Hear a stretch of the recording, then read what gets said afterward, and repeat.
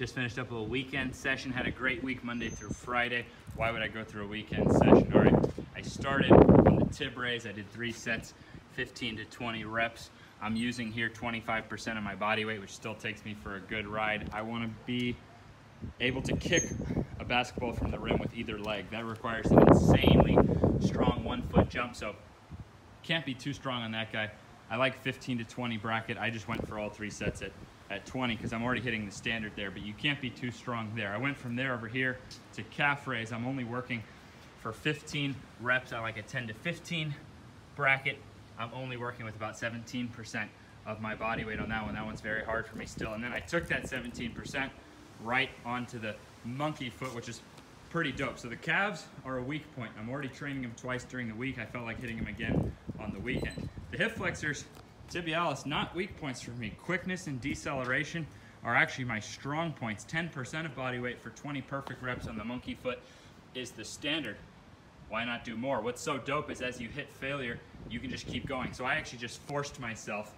You don't really have to use a bracket with this guy because I just forced myself to do all 3 sets of 20 reps with 17% of my body weight, which I couldn't get all 20 above parallel, but I just kept going.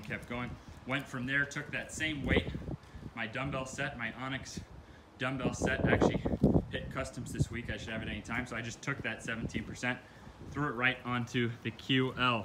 This guy, I didn't work this week. I was supposed to on Tuesday and Thursday, and I didn't. I got busy, I didn't work it, but it's one of those little weak links that makes a huge difference. I think it's key for a bulletproof back, not necessarily in weight training. Weight training, we think of the back straight forward, right? That's where most back injuries happen in weight training, a squat, a deadlift, whatever.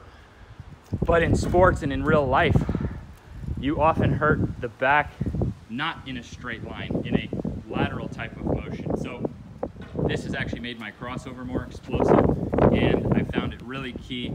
I think people should be able to do 15 reps with 25%. That's the standard. I'm working with 17% there. You could do a 10 to 15 bracket, right? Get 15, add weight, can't get 10, go down. But notice the range of motion. So I like to use a measurable. So my right arm, I can reach deeper, but from doing this now, my left arm can reach the same. I used to be able to reach higher with my right arm than left. Anyways, really good one. So getting in those 3 sets, I think was really key. And then I went over there for the weighted dips, which I'm trying to get to half my body weight for 6. I like a 4 to 6 bracket.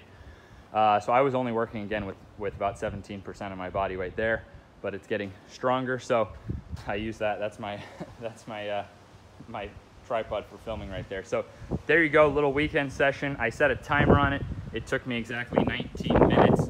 All of these exercises were in my standards program this week. Some, such as the tibialis, I already worked. The calf I already worked. Hip flexor I already worked. I wanted to get an extra of those for various reasons. Hip flexors and tibs, because you just can't be too strong on those. And then the calves are a weak point. QL is a weak point.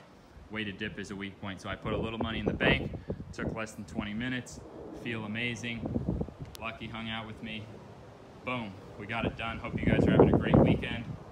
Hope you can see that my mission with the ATG system is not making your life tougher, but actually making it easier to maintain your gains, to make new gains, making sure you're hitting every area that you need to, and doing so in a way that it's gonna be money in the bank for the rest of your life. All my goals at this point, it's not about dunking anymore for me. It's about, okay, I'm turning 30 in June. I wanna be dunking. Onyx is 0, so I wanna be dunking, you know, when I'm 45 to 48, you know?